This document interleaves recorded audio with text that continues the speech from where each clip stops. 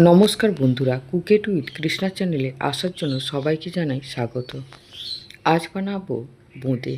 তো পারফেক্ট বোঁদে বানাতে কি কি লাগছে এবং কিভাবে বানাচ্ছি সেটা দেখে নিন। আমি 3 থেকে 4 বার বোঁদে বানিয়ে নষ্ট করেছি। তারপরে এই পারফেক্ট বোঁদের রেসিপিটা আমি করতে পেরেছি। প্রথমে আমি যেই বাটিতে জল নিয়েছি ওই বাটিরই 1 বাটি বেসন নিয়ে নিলাম। বেসনটাকে আগে থাকতে ভালো করে চেলে নেব, তাহলে কোনো গুডলি বা লাম্পস থাকবে না। ভালো করে চেলে নিয়ে ওই বাটিরই 1 বাটি নিয়ে নেব জল। অল্প অল্প জল দিয়ে মেখে নেব। বেসনের মধ্যে আগে 1 চিমটি লবণ আর 1 চিমটি খাবার সোডা দিয়ে নিলাম।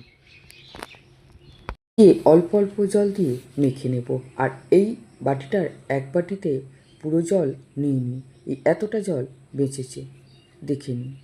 এই এতটা জল রেখে দিলাম, ওটা আর প্রয়োজন হয়নি। এরপরে গ্যাসের উপরে কড়া বসিয়ে গ্যাস চালিয়ে বেশ খানিকটা সাদা তেল দিয়ে দিলাম। আপনারা এর থেকে বেশিও তেল দিয়ে করতে পারেন, আমি অল্প তেল দিলাম। এর আগে বহুবার তেল আর বেসন নষ্ট করেছি। এরপরে ওই ফুটো কন্টেনারের মধ্যে দিয়ে দিলাম বেসন। বেসন দিয়ে এইভাবে তেল ভালো করে গরম হয়ে যাওয়ার পরে আমি একটু কন্টেনারটা এইভাবে হাতে নিয়ে ঝাঁকাবো, আর নিচে ছিদ্র দিয়ে বেসনের বোঁদেগুলো বেরোতে থাকবে।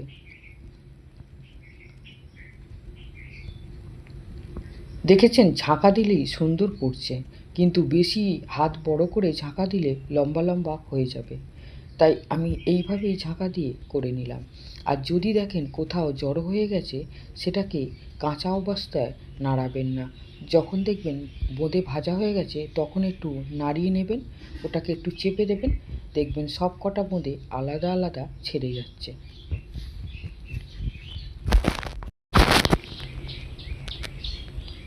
বোঁদে দিয়ে গ্যাসটা আমি কমিয়ে দেব, একদম মিডিয়াম আঁচে রাখবো। রেখে এইভাবে ছান্তা দিয়ে একটু নেড়ে নেব। নিয়ে যেই দেখব মুচমুচে হয়ে গেছে, সেই সময় আমি হাত দিয়ে দেখে নেব, একটু টিপে একটা তুলে। তারপরে ছান্তা দিয়ে ছেঁকে তুলে নেব।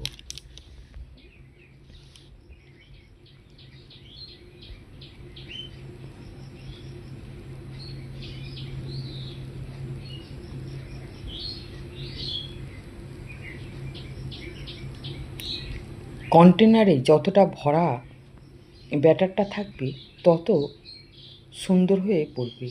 কন্টেনারে যদি ব্যাটারটা কম থাকে তখন পরিমাণে কম বোঁদে নিচে পড়ে।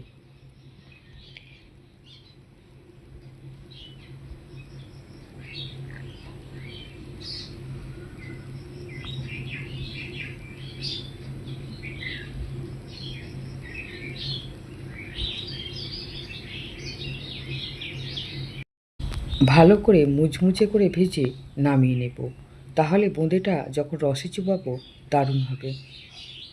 মিডিয়াম আঁচে রেখে বোঁদেগুলো ভেজে নেবেন, গ্যাস বাড়াবেনও না কমাবেনও না, তাহলে দারুণ সুন্দর বোঁদে হবে। এরপরে আমি লাল বোঁদে করার জন্য 2 ফোঁটা রেড কালার নিয়ে নিলাম।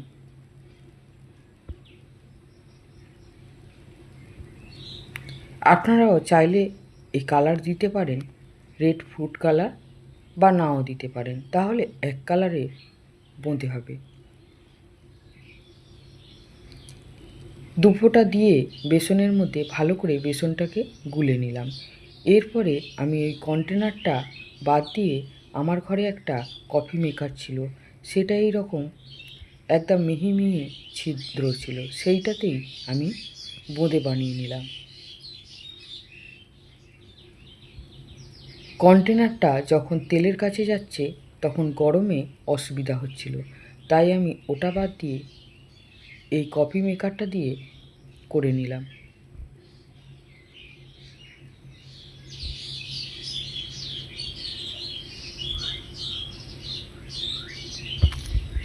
ব্যাটারটা আমি কফি মেকারে ঢেলে নিলাম। ঢেলে নিয়ে এইভাবে কড়ার মধ্যে ঝাঁকিয়ে ঝাঁকিয়ে ফেলে নেব বেসনের ব্যাটারটা। আমার বোঁদে বানানোর রেসিপি যদি আপনাদের ভালো লাগে আমার চ্যানেলে একটা সাবস্ক্রাইব করে দেবেন, লাইক করবেন, কমেন্ট করে জানাবেন।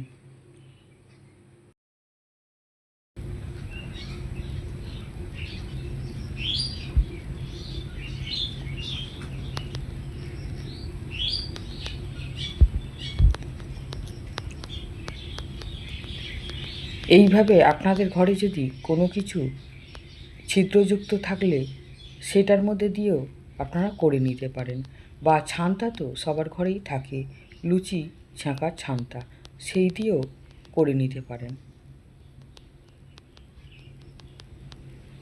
এই যেগুলো মানে এক জায়গায় জড়ো হয়ে গেছে সেইগুলো কিন্তু তেলে যখন নাড়া হবে তখন কিন্তু ছেড়ে যাবে, বা যখন রসে চোবানো হবে তখন কিন্তু ছেড়ে যাবে।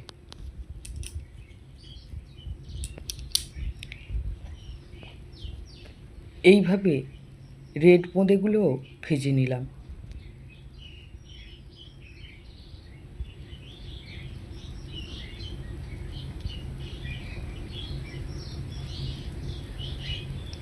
নিজের হাতে বোঁদে বানিয়ে খাওয়া এবং খাওয়ানো এত দারুণ লাগে।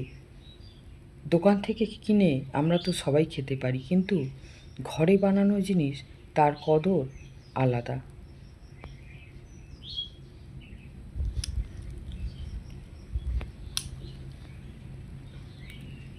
দেখুন কত সুন্দর রেড কালারেরও বোঁদেগুলো ভাজা হয়েছে।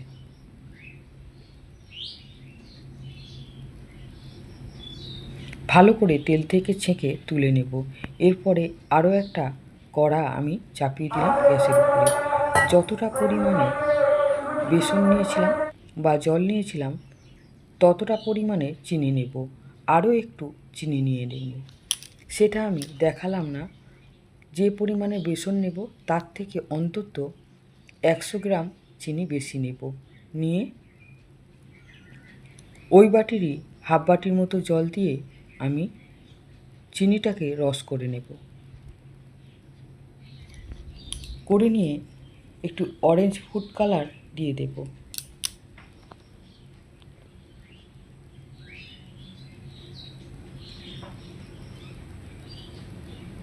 দিয়ে ভালো করে ছান্তা দিয়ে এইভাবে নেড়ে নেব।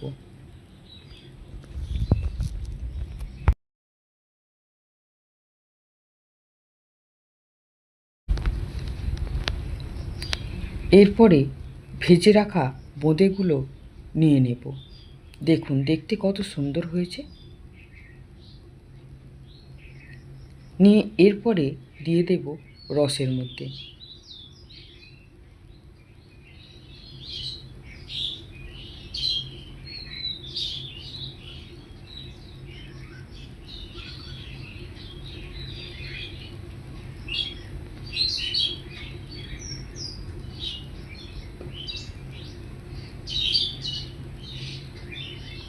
যাই হোক আর যেরকমই হোক নিজের হাতে বানানো জিনিস দারুণ হয়েছে। সত্যি বলছি, আমি দোকানে বোঁদে এতবার কিনে খেয়েছি, কিন্তু আমার নিজের হাতের বোঁদে বানানো দারুণ লাগলো।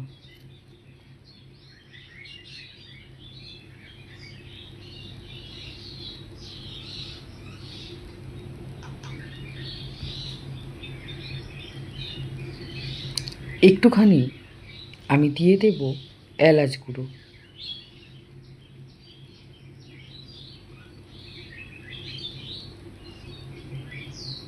এলাচ গুঁড়ো দিয়ে ভালো করে আবার একবার নেড়ে নেব।